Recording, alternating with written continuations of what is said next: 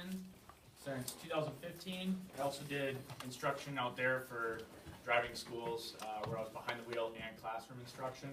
So that's why I decided when I moved here to come here. I'm now a police officer in St. Croix Falls. Anyone from Wisconsin? No? Fine. All right. So, so that's why today I'm going to instruct today, and this is by far my favorite lesson is the impaired driving section. Seeing as I've been doing it for 4 years now, it's my favorite stuff to do. You save a lot of lives by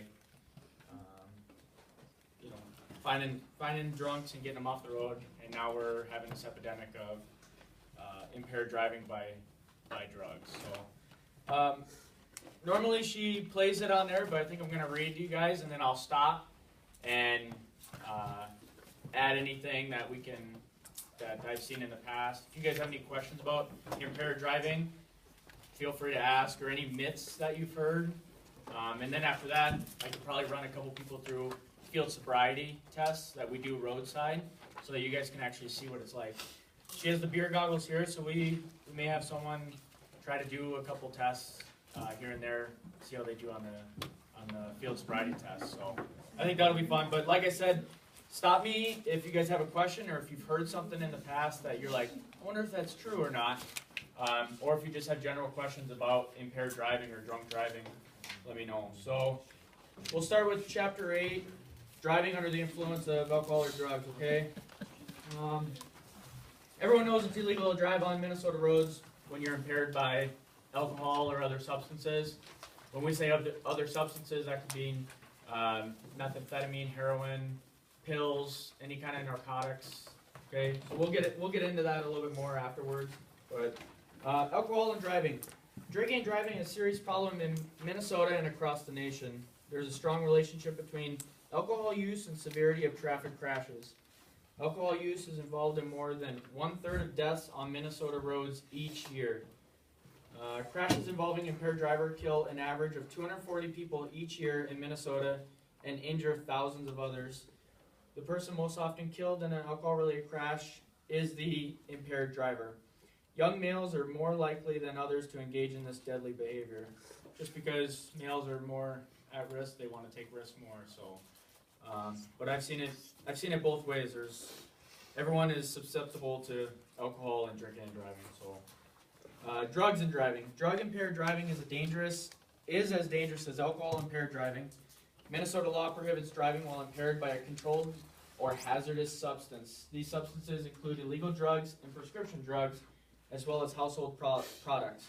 So when you guys go to the doctor and get prescription drugs, on there it'll say, the doctor would either tell you, hey, don't drive when you're on these. Those are your narcotics. So like pain pills, Oxycontin, Percocets, those types of things, they impair your judgment.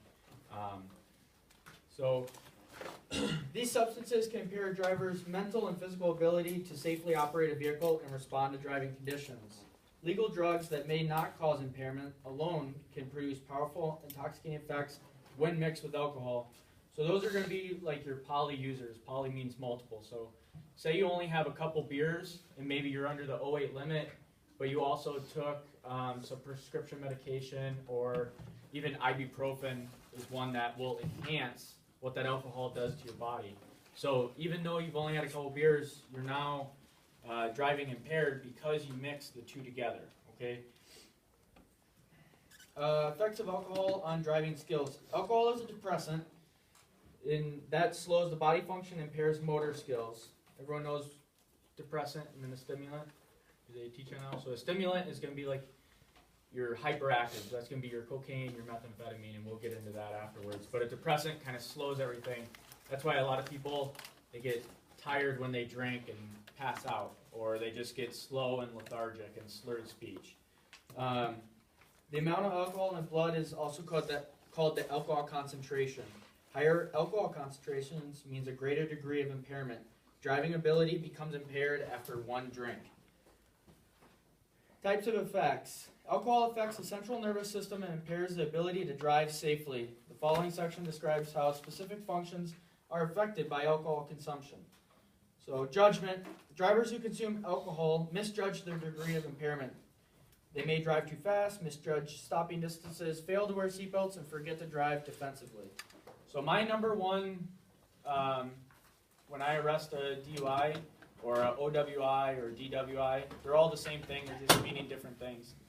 My number one thing is that I stop them for is probably speeding, because their judgment is impaired, they like to go fast, they like to take risks. They've already made the risk and judgment of getting in the vehicle after consuming a alcohol beverage or other narcotics. So when it says drive too fast, that's my number one stop, and then from there, I go on to see other things that cue me in that they're impaired. Their vision, range of eye movement decreases, reducing peripheral vision. Blurred vision may also occur at high alcohol concentrations.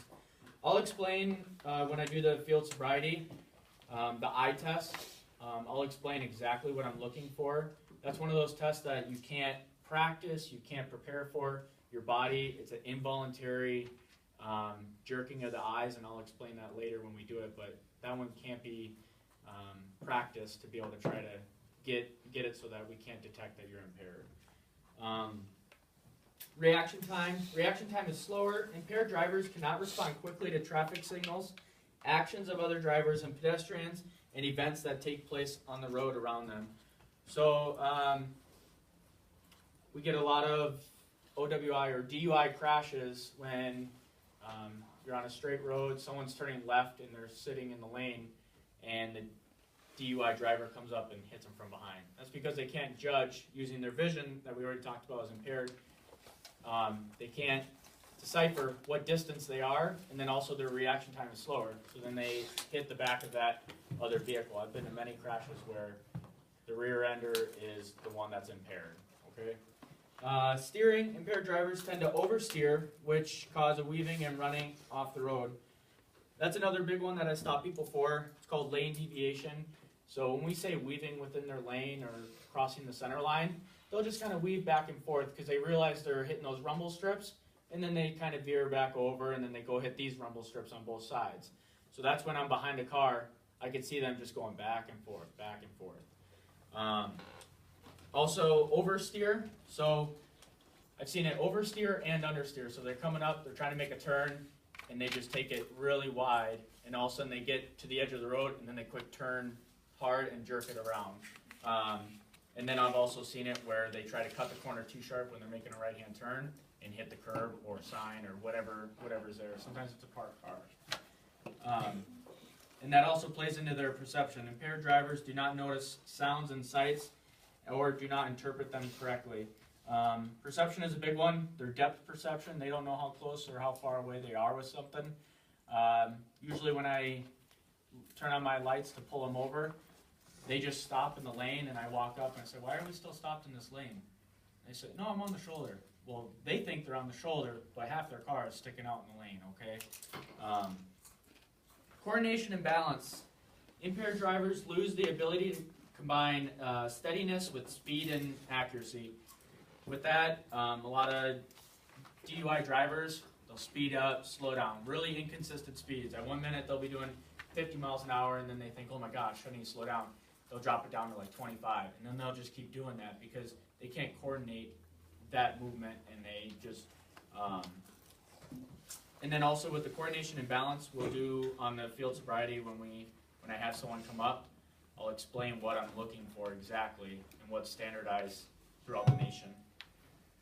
Their attention. Drivers have difficulty giving their attention to focus on the many tasks required to operate a motor vehicle. We all know that there's a lot of things going on in your vehicle, and then now you add in being impaired. You can't concentrate on all those items that you have to remember. Turning your blinker on, remembering your seatbelt, your speed, your lanes, making sure you're in the correct lane, not a turning lane, and continuing straight. Things to know about alcohol. A 12-ounce beer, a 5-ounce glass of wine, a typical mixed drink, and a 9-ounce wine cooler usually contain about the same amount of alcohol. It is important to realize, however, that mixed drinks may contain more than standard 1.5 ounces of alcohol, and the amount of alcohol in beers may vary as much as 40%. So what they're saying is a beer, a glass of wine, a mixed drink, even though they're in different amounts, they all have about the same amount of actual alcohol that will impair you within that drink. The term proof refers to the strength of drink and is equal to twice the percent of alcohol substance contained. So when you hear a 80 proof bottle of whiskey, that's 40% alcohol. It doesn't mean that there's 80% alcohol in there. So same thing with 60 proof, that's 30% alcohol. Does that make sense? Period of time over which you drink affects your alcohol concentration.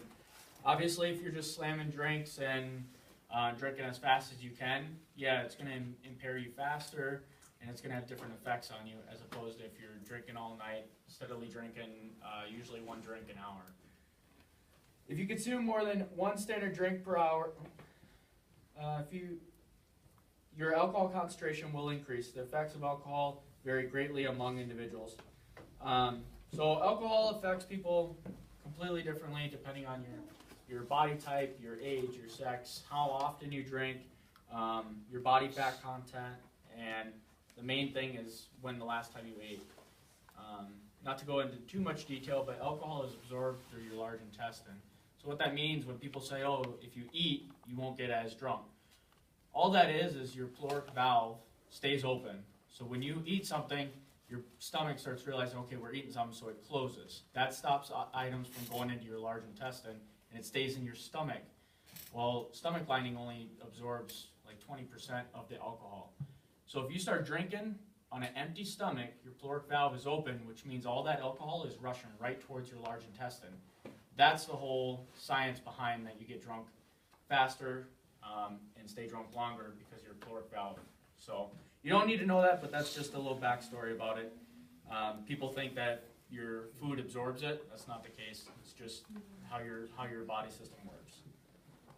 Factors such as age, gender, body weight, mood, food intake, metabolism, and genetics have an impact on how alcohol affects the individual. You may be affected differently by alcohol on different occasions due to fluctuating factors such as mood, food intake, and even sleepiness. Males and females are affected differently by alcohol. Men generally have more muscle tissue, which does not allow alcohol absorption into the bloodstream as readily as fat. A person who has a higher percentage of fat than another person of the same weight will reach a higher alcohol concentration by consuming the same amount of alcohol. The only way to reduce your alcohol concentration is to wait. Some people think you go drink coffee, take a cold shower, eat bread, crackers. Yeah, that may help your stomach feel better because it's sloshing around, and that food helps it stop that. But the only thing that will decrease your alcohol concentration or your content is going to be waiting. Okay, your body will release or dissipate alcohol at a rate of 0.015% an hour. So if you're at a 0.15, it's going to take you approximately about 4 to 5 hours to become under that 0.08 limit. So, and obviously that's going to differ between age, sex, and body content. So the body eliminates 95% of alcohol through oxidation by the liver. The remaining alcohol is eliminated through breathing, perspiration, urinating. So that's why when I stop someone, I can tell immediately if they've been drinking. Just from the odor. Your body releases the odor and toxins through your skin. That's why a lot of people may sweat more when they drink. You could smell that profusely when you walk up to a car. Also, your blood vessels will, what's the opposite of contract? Expand? Okay. So that allows your blood is flowing more. That's why when you drink, you may get rosy red cheeks, your face becomes more flushed, we call it. It's flushed with blood. That's because the blood is circulating faster and your blood vessels are larger. Drinking coffee, exercising, and taking cold showers do not increase the rate of oxidation. So we just talked about that. Making lower risk choices. Social drinking frequently leads to impaired driving. The safest policy is this. If you're going to drink, don't drive. And if you're going to drive, don't drink. Some alternatives to driving impaired are designate a driver, call a taxi, call a friend, stay overnight at a friend's house, take away the keys if a friend is impaired. Because alcohol consumption impairs judgment, it is important to make a decision